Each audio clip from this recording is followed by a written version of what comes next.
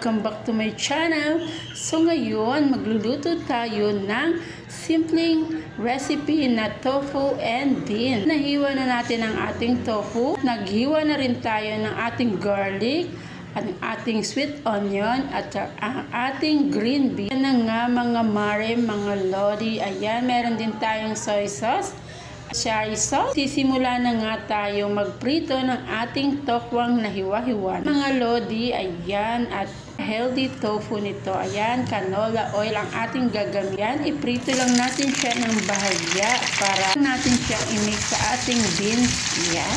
Easy lang po siyang lutuin mga moms. Pinabagay po sa mga nagda-diet. Napakamurang halaga lang yan mga mare. Saute lang natin until mag-golden brown. Napakasarap to at napakadali ka lang mabusog sa murang halaga. So ayan, golden brown siya.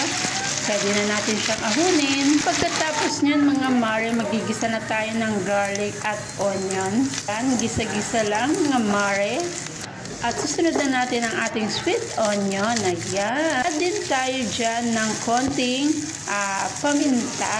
Siyempre, ating paminta at para magkaroon ng konting anghang ang ating tofu bean. Mga mare, maglalagay na tayo ng beans. Yung beans, ayan mga mare, sariwang-sariwang ating pang-diet na pagkain. Easy lang siyang lutuin. Ayan, mag-add na tayo ng Worcestershire sauce. Hindi na tayo mag-add ng ating salt and anything.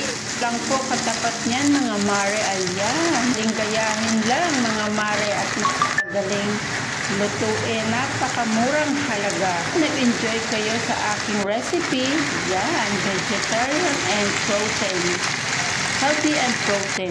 Nga natin ang ating mga sangkap. Ayan, madaling lutuin. Masarap pa yan mga mare. Sana po ay nag-enjoy kayo sa aking video at huwag niyo pong kalimutan mag-like, share, and subscribe.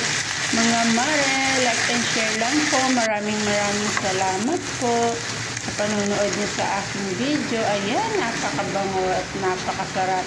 Sa murang halaga, may pagkain ka na. Napakasarap. Di mo na kailangan magkanin pa. Ayan. Hanggang sa susunod ang aking video na napakasarap ulit. Don't forget to like, share, and subscribe. Maraming salamat po. Thank you for watching and magandang buhay. Thank you.